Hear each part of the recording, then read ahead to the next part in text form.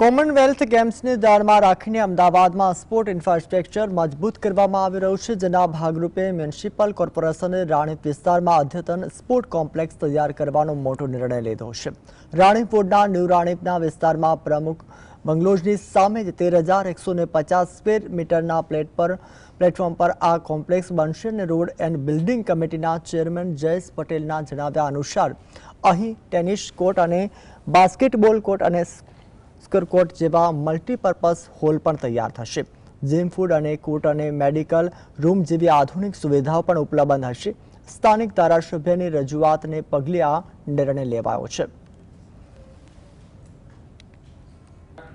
24-25ના budget હેડમાં આ sports કોમ્પ્લેક્સનું આપણે રાણીપમાં book થયેલ હતું।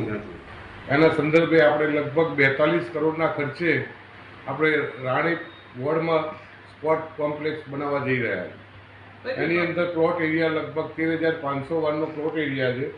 એમાં 4 મલ્ટીપર્પઝ હોલ છે, ટેબલ ટેનિસ છે, જીમ, એડમિન એરિયા છે, મેડિકલ રૂમ છે, જ્યુસ બાર છે, food court with outdoor sitting area, swimming pool, બધી ફેસિલિટી અત્યારે આધુનિક ફેસિલિટી સાથે આપણે મિની સ્પોર્ટ